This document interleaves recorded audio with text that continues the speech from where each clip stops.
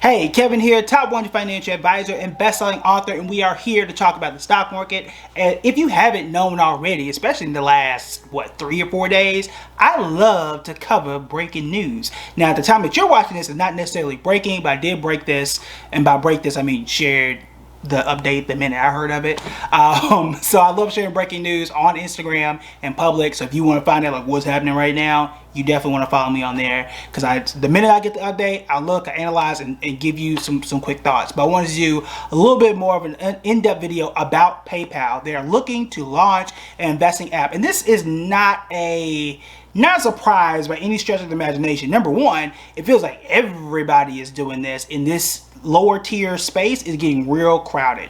When I say lower tier, I'm kind of segmenting the Fidelities, the Charles Schwabs, the TD Ameritrades of the world and putting them in a separate category because they target a different type of person, but they also have a few capabilities, a different type of market. They offer 401ks.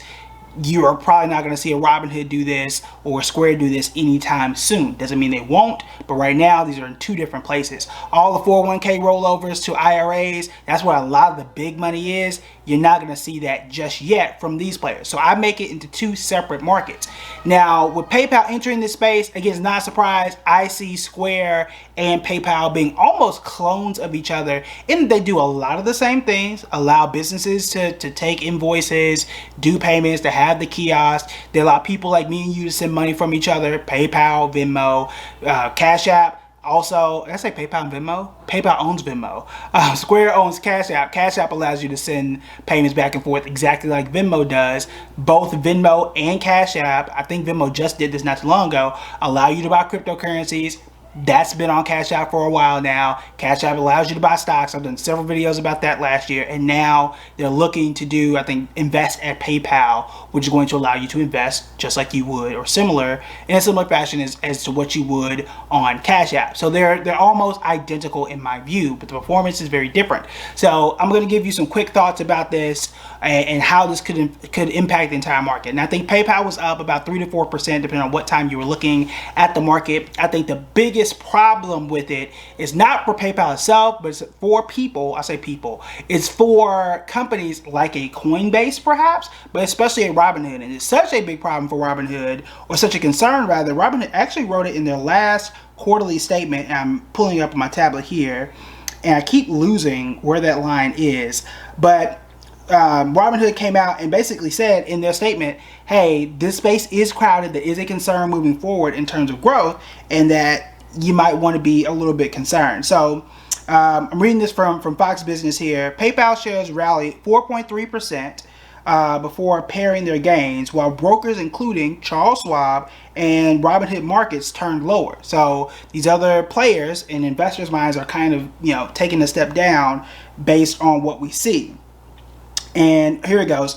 In Robinhood's last quarterly report, it warned that the online trading boom was set to slow down, at least temporarily. So whether that's for the entire ecosystem or for Robinhood specifically, that is something to take a look at. I do expect, I think most logical people would kind of take a look at that, because in the pandemic, people were home, some people had extra money, and they were just trading away, and we saw that. It's one of the things that fueled the meme boom at that point in time, which is still around.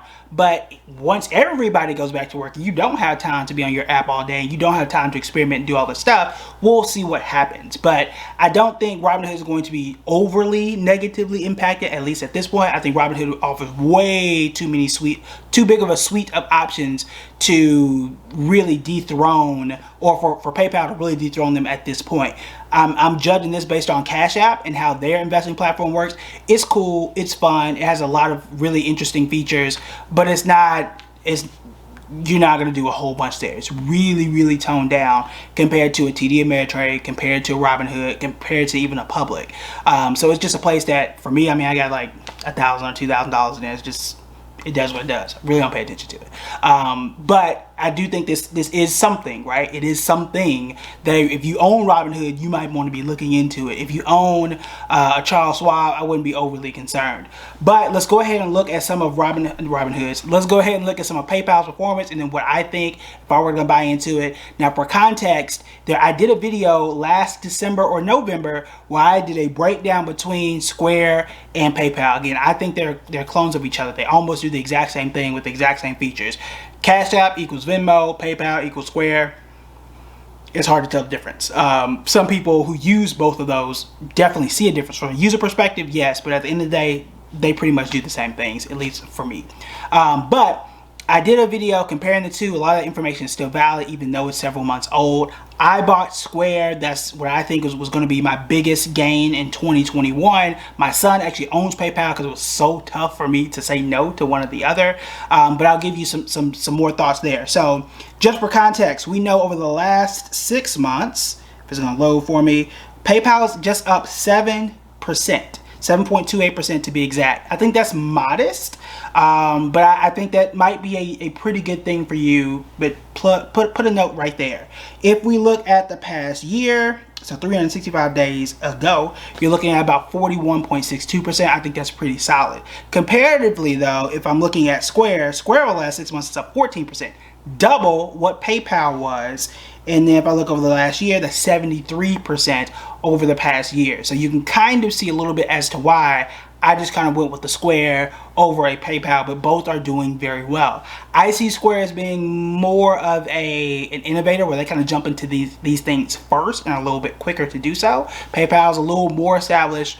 Their financials, so when people look like how stable is the company, how much money they have, cash on hand, all the ratios, all those things, a lot of the analysts tend to say PayPal that's more of a safer, solid stock, and that's fine. I don't think you lose in either case. You can have both if you want, but if you're going for growth, I kind of side with a Square. But there is this. So if you're looking at a chart, if you're a trader, I think it might be trading in the right price range to make a little bit of money from between now and the next, I would say 5 to 8 weeks. So I might actually jump into a trade tomorrow, depending on how much is left in my trading account, how much cash is left over, because I had to use some of it to get the house. So I'm looking at PayPal here, and I like it in that I would say right now it's about 288. So I like it before 290 because I think the stock can get to about 325 or so. So I want to get it and make that $25 a share, a little more than that. Over the next, let's see, I would say 4 to 8 weeks or so. Now, that is not a guarantee. That is not necessarily a prediction. That's just based on my pricing model and how I chart things out and where I think the stock is going to go in the short term. So we've talked about trading, how it's a little bit more risky, how it's harder to condense things, and why only in a trading scenario, I'm telling you 4 to 8 weeks or so is what I'm looking at. That would make sense why I need to get in at a certain price. So again, the stock is up about 3 to 4% right now based on time that we are recording. I might actually hop in anywhere under 300, right at about 325 or so, hop out of it, take my profits, and move on. Now, hopefully, that's how the trade goes. It doesn't always do that. It could crash tomorrow. I have no idea.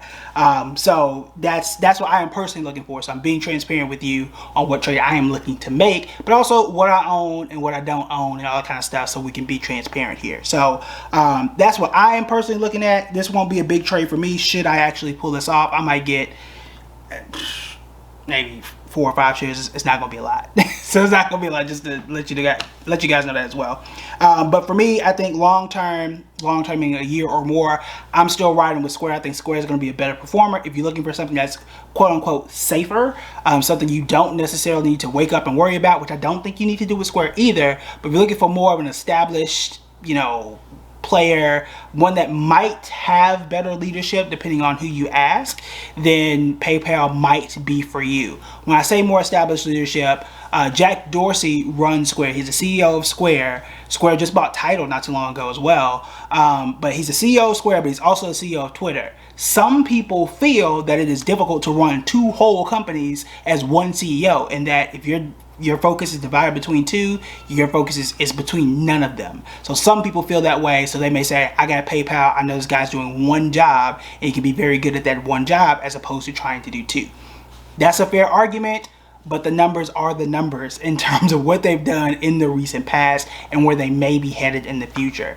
So that is my thought on PayPal. Let me know what you think. Does this make you want to invest in PayPal? Does it make you want to invest on PayPal? And which of the two do you kind of side for between Square and PayPal? Let me know your thoughts in the comments. Also, let me know what other things that you want me to cover. I've got a list of questions and comments and companies that you guys have submitted to me, so I'm kind of building that list out. I like to renew this list every 3 weeks or so because some things become more important than others. So let me know in the comments below. Also, make sure you sign up for the free class and the free email list. I send an email about once a week, letting you guys know what's going on. Hey, you might miss the video, you definitely want to watch this, so on and so forth. All right, that's it for me. Talk to you guys later. Bye.